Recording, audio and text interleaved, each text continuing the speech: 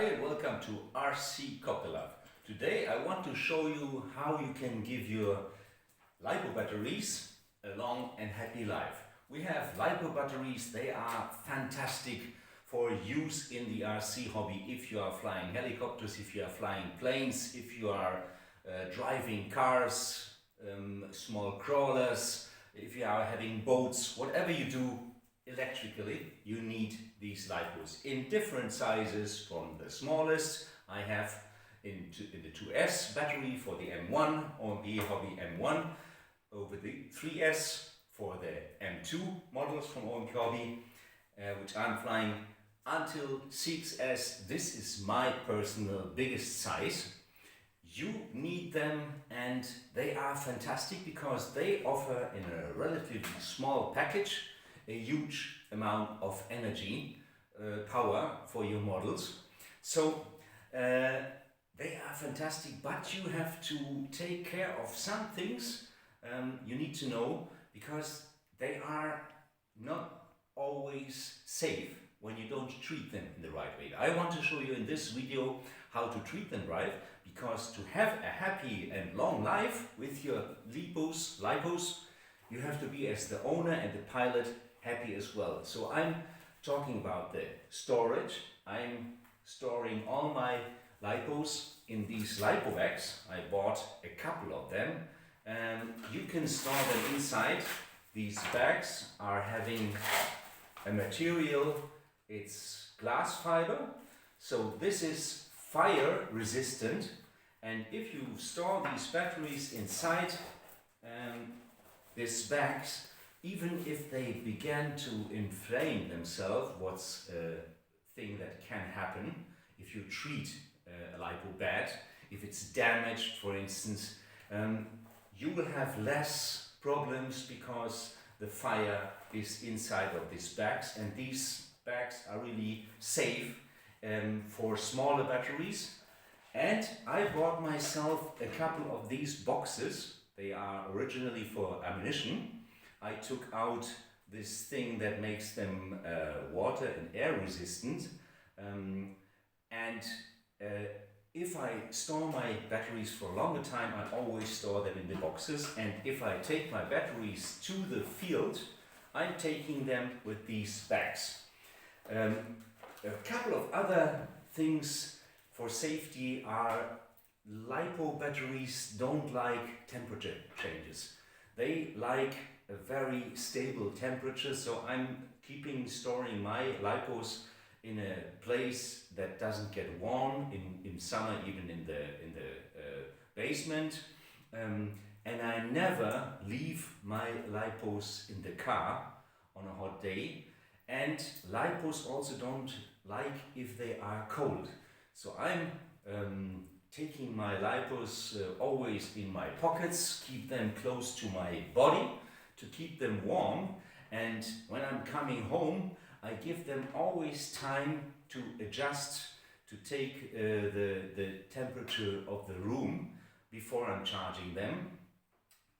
One thing that leads already to a long life of the LiPo, I never charge the batteries directly after uncharging them with my models, with my helicopters, whatever you use, if it's boats, cars. I leave them for a while that they are getting to normal room temperature, and only then I connect them with the chargers. So now we had the storing of the LiPos. Now we come to the long lifespan for the LiPos. You can do a lot of things. One important thing is I never charge my LiPos long time before I'm flying. I'm waiting, for instance, if the weather is good, and then before I'm going to fly, I'm charging my batteries when I'm rather sure that I will discharge them on the field. And I would recommend this to you, because LiPos don't like if you charge them full and don't use the LiPos for a couple of days. So they don't like to be for a longer time fully charged, because then the inner resistance of the cells, here we have 2 cells, here we have 3 cells, and here we have 6 cells, is growing, so the battery cannot discharge in such a speed and way like normally, and the consistence of this LiPo lithium polymer, that's the shortening for LiPo, is changing. So the next thing is, if you fly the LiPos, or if I fly and I have fantastic results, you see these batteries are for the M2 V2.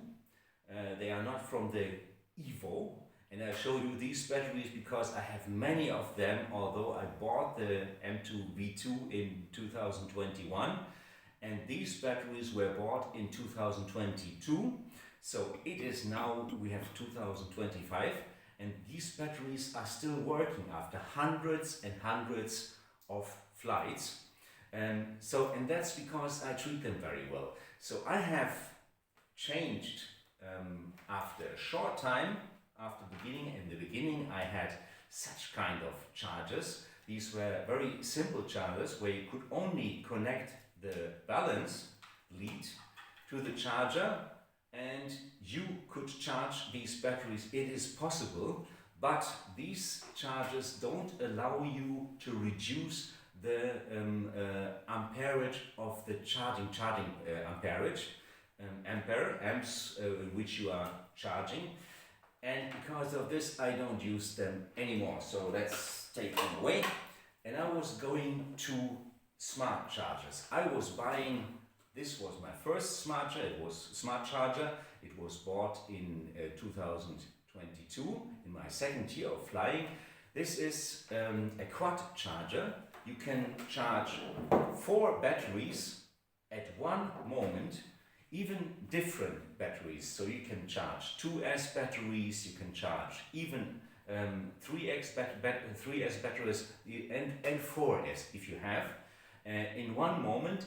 And this charger allows you to charge 4 channels. So then I was going up in my game to the M4 and to the M4 Max, and I was beginning to use 6S batteries with 6 cells. So I had to buy a 6-cell smart charger, and very soon I was finding out it was taking much too long to charge one battery after another, so that I was buying also a quad charger for 6S batteries.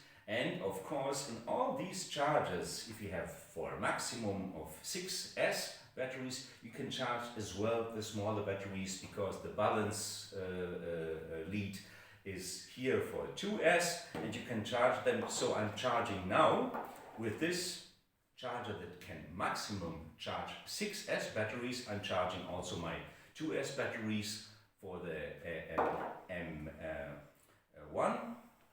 And the one important thing with the smart chargers is you can adjust the amperage, so the power of the speed in which you are charging the batteries. I'm showing you in this video a very conservative approach. So I'm charging all my batteries with 1C rate. So that means I'm having here a battery with 2200 milliampere. And I'm charging this battery even a little bit lower. I'm charging this battery with 2002 ampere, sorry, this is 2000 milliampere. So this is 1C, and I have here batteries which have a capacity of 600 milliampere hours, and I'm charging them also rather a little bit less with 0.6 ampere. So, and this was giving me a very big lifespan. You can charge batteries faster, but the risk is also increasing. So the risk of having a fire is increasing, or if to let the batteries get warm is increasing the higher the voltage amperage is while charging. So I'm charging all my batteries in less than 1C. 1C is okay, but I have not straight batteries. The same is with these small ones. They are 350 milliampere, and I'm charging them with 0.3 ampere per channel. So this charger allows much more. It allows to up to 4 times 15 ampere. I never used this. The second thing that increased my life of the batteries, and I felt it from the first batteries to the batteries I'm using now, I'm never charging them completely full, because overcharging or charging to the end of the capacity the battery is also damaging the LiPo. And each cell has maximum 4.2 volts in every of these batteries, in the 6S batteries, in the 3S batteries, and in the 2S batteries. And I'm charging all my batteries to maximum 4.17. So that is a little bit more than 95%. So the battery is not completely full, but you see by yourself 95% is almost full. And my batteries are thanking me by living very long, because I read on RC Helicopter Fun from John Salt, a very interesting article. I can only recommend you. I will give a link to his website. He's writing about these LiPo batteries, and he shows that if you don't charge them to the full capacity, you can increase the lifespan. The battery will thank you this. The other thing is, I never discharge my batteries on the field to very low voltage. I'm landing. I made a couple of tests with my helicopters, and I have always a battery cell meter with me. This is a small instrument. You connect the battery to this cell meter, and it shows you the capacity of the battery. And I'm having now a capacity of 3.8 volts, and this is the exact capacity which is the best to store batteries. So if you have uncharged a battery, for storing it, it should have about 3.8, 3.85 voltage, and then it's the safest way to start to store the battery, so that it cannot inflame, that it cannot catch fire, and it's the safest way for the chemistry inside of the battery. Batteries are even sold with this voltage of 3.85 volt, and they people can store them in their shop for months, years. I had these batteries for about 1.5 years after I bought them, and they were in a great shape. So this is the best tip, and that's how I'm landing my helicopters. So you could theoretically longer fly with your helicopter or with your plane, or drive with your car or boat to a lower voltage, but I never do this. And from my experience, my batteries are all having hundreds and hundreds of cycles. So this is a very important thing, to not discharge your battery too much. A battery, when you discharge them on a voltage lower of 3.7 volt per cell, or 3.6, 3.5, gets warmer and warmer. And in the beginning of this video I was telling you that batteries don't like temperature differences. So these are the tips I'm checking after every flight. I'm checking the voltage, and I'm always coming down with around 25%, 26, 28% left in my battery. So that's around 3.8 volts.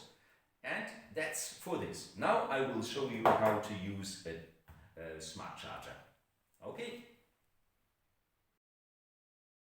And now I'm showing you how to use these smart chargers. I'm using, since 1 or 2 years, I'm using these extension cables, because the cables on LiPos are sometimes very, very short, and they put unnecessary tension on the battery, because this is also something you have to take care of. Every battery you should check regularly of the shape, so that the battery is really hard.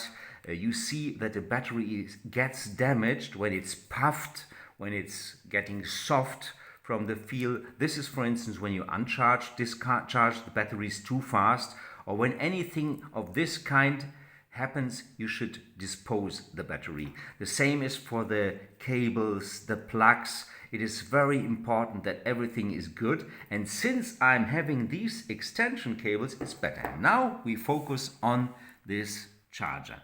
So you see here the display with the 4 batteries. I'm choosing one battery, choosing one battery, and now you can choose what you want to do with the battery. Here it is what type of battery is. Here is the cell count I have now on automatic, because it works with this. You have the mode, what you want to do with the battery. I want to charge it. And here is what I was talking about. This is the end voltage. I'm having 4.17 volt per cell. Everything I was saying before is of course per cell. And now is the charge current. I was talking you about this. This is the 650 milliampere hour battery, and I'm having an amperage, the charge current of 0.6 ampere. And you can adjust this for every of these channels. I'm going to the next channel, next channel, next channel, and this is what you do with the smart charger. And the fact that you have the connector for the charging and the balancing means that your batteries are at the same moment balanced, so that the voltage of each cell is the same. You see here the voltage. And another very important thing that gives you a smart charger offers you is the internal resistance. Now I'm not charging, but you can check the internal resistance. You see it here with this ohm symbol, and you have to check this also. The internal resistance of each cell should be very similar. When you see that there are differences in the internal resistance, then something is going wrong with this battery, and you should dispose these batteries. So these are how to use the chargers. One very important thing to charging is never leave the charger and the batteries alone. So I'm never doing this. I'm always staying mostly even in the same room, or at least I'm at home. So if something goes wrong, it is very often happening while charging, and you should be at home. So that's the thing with the charger. So summing up, once again, always check your batteries, treat them in a good way, don't throw them or let them fall down. If you see that something is damaged, believe me, better dispose the battery. If you see that the connectors are damaged, dispose the battery. Sometimes if you feel a kind of smell, a sweet smell or solvent smell, dispose the battery. You will be thankful that nothing didn't burn. Store them in these bags. Never leave the chargers at home. The one thing I forgot with the chargers, all chargers have a function on the display. You see how much ampere or milliampere you have charged into the battery. This is something like if you fill the tank of your car, and you are also interested how much fuel you were filling into the tank. If you are using these simple chargers, you don't know anything. And here you have a full spectrum, because every battery in the longevity loses a little bit of capacity. So you see that the capacity is getting smaller and smaller, so that a 650 milliampere battery has maybe 580 capacity of 550 milliampere and not like it was new. So it's getting less and less, and you are aware of this. All these things, checking the cell voltage per cell after the flights, not going down too much. You can go down more, but you will know then that the lifespan of your batteries will get shorter. So my recommendations I was giving you, I'm also having something good. I'm flying relatively soft. So I'm flying now 3D, but not with the highest head speeds. And this is also something, the less power you use in your model, if you're not flying, driving, riding very aggressively, the battery will be longer. I, for myself, prefer soft flying, and this is also good for my batteries. So that was everything. If you miss something in this video, if you have any recommendations, others, please comment. And if you like this video, please give us a like. If you like it very much, please subscribe. And see you again on RC Copter Love.